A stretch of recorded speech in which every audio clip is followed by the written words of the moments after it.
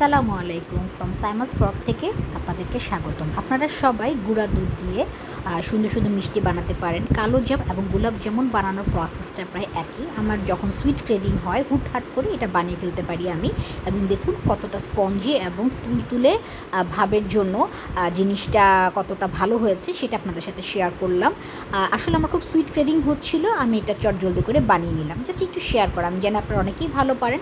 এখানে আমি একটা ডিম নিয়েছি, অ্যাকচুয়ালি 1 কাপ গুঁড়ো দুধের জন্য 2টা ডিম লাগে। আমি এখানে একটু ব্যাটার বানাচ্ছি। একটা ডিমের সাথে রুম টেম্পারেচারে রাখা 1 টেবিল চামচ পরিমাণ চিনি, 2 টেবিল চামচ পানি, 1.5 টেবিল চামচ তেল দিয়ে একটা মিশ্রণ বানিয়ে নিয়েছি। এটা ছাড়া আপনার শুধু লিকুইড দুধও কিন্তু বানাতে পারবেন। এই যে 1 কাপ পরিমাণ দুধ নিয়ে নিলাম এখানে মেপে। তারপরে এর মধ্যে দিব হচ্ছে 1/4 কাপ পরিমাণ সুজি, এবং এর সাথে আমরা দেবো হাফ চা চামচ পরিমাণ বেকিং পাউডার। এখানে বেকিং সোডা ব্যবহার করব না। এবং 1 টেবিল চামচ পরিমাণ ঘি, আপনার এখানে বাটার তেলও দিতে পারবেন, এবং মিষ্টির টেস্ট ঘিতে ভালো আসে। তারপর খুব সুন্দর করে এটাকে মেখে নিতে হবে, এবং এই প্রসেসটা খুব ইম্পর্টেন্ট। মাখানো যত ভালো হবে মিষ্টিটা তত ভালো হবে। আমি এখানে কোনো ময়দা ব্যবহার করি না। আপনারা চাইলে 1 চামচ ময়দাও বাইন্ডিং হিসেবে ব্যবহার করতে পারেন, সেক্ষেত্রে সুজিটা কমে দিতে হবে।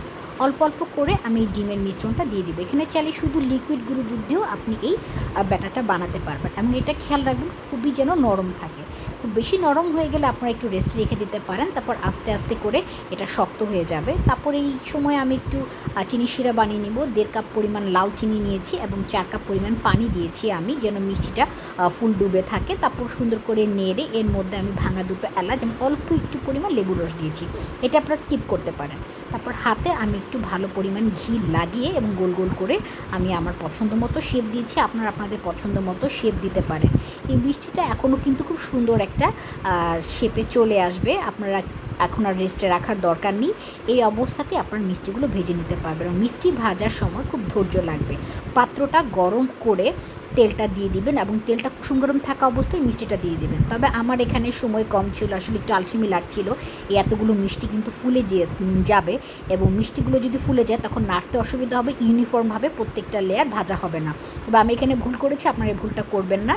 মিষ্টিগুলো 2টা সেটিংয়ে ভাজলে ডুবো তেলে ভালো হবে। আমি একটু তেল কম ব্যবহার করার চেষ্টা করেছি, এবং এই মিষ্টিগুলোকে আস্তে আস্তে করে আপনার নেড়ে দিতে হবে, এবং ভাজার উপর ডিপেন্ড করবে। আপনারা যদি কালো জাম চান একটু বেশি পরিমাণ ভাজবেন, যদি একটু গোলাপ জামুন চান একটু কম পরিমাণ ভাজবেন। তারপরে চিনি শিরা গরম রাখা অবস্থায় দিয়ে দিতে হবে, এবং এই অবস্থায় 10 মিনিট আমি ডিম আছে রেখে তারপরে ভিজিয়ে রেখেছি 2 ঘন্টা। মিষ্টির শিরা থেকে উঠে আমি ইনস্ট্যান্ট মাওয়া গুঁড়ো দুধে আমি ঘি দিয়ে বানিয়ে নিয়েছি ঝটপট মাওয়া, তারপর গড়িয়ে নিয়েছি, ব্যাস রেডি।